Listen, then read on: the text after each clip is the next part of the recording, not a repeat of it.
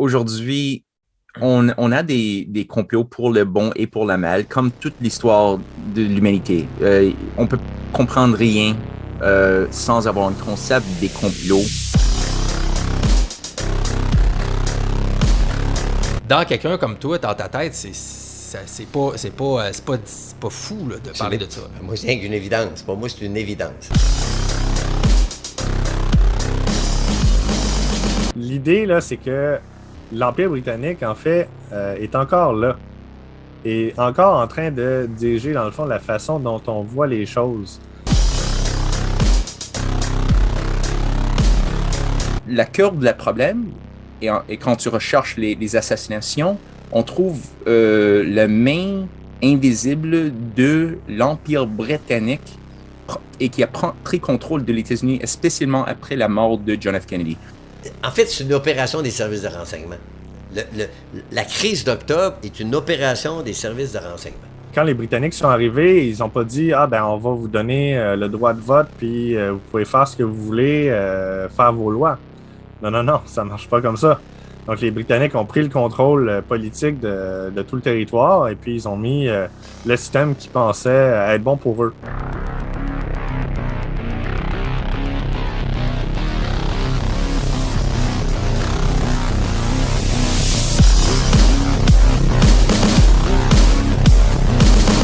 Aujourd'hui, on a un point de crise où la système elle-même est en train de s'effondrer. Puis il y a un combat entre c'est quoi qui va définir le nouveau système qui va être mis en place. C'est inhumain. Ils les ont traités comme des bêtes et ils les traitent encore comme des bêtes parce qu'ils sont dans des enclos qu'on appelle des réserves. Il va bien finir, là, Nelson. Ouais.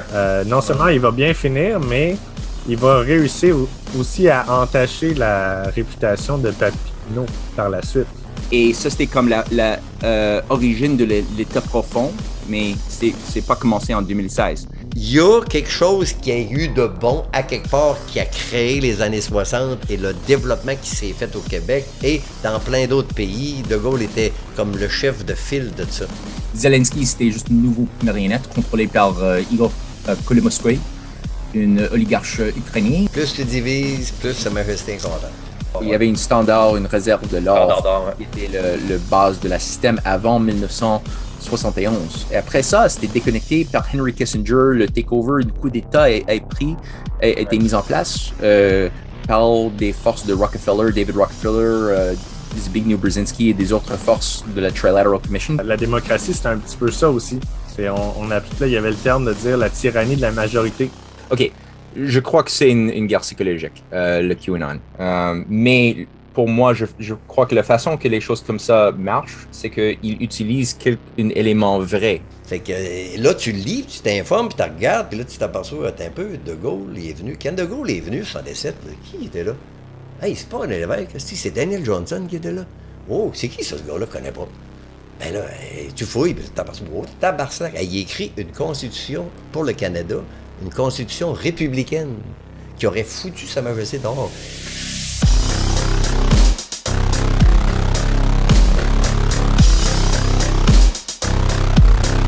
Il y a aussi un processus qui est basé sur les traditions honnêtes, bon, anti-impériales, qui veut créer une nouvelle société juste. Et Benjamin Franklin, il représentait vraiment une force basée sur ça. Et dans son avis, il voulait que les Québécois ont devenu la 14e colonie.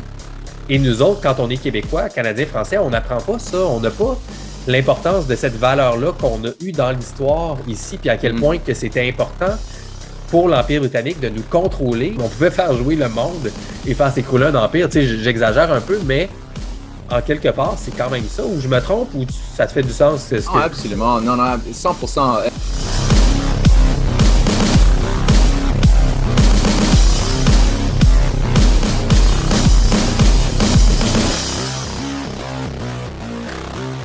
Et c'est pas défini encore. Il y a un combat et beaucoup de gens n'ont aucune idée que ce combat c'est en place aujourd'hui.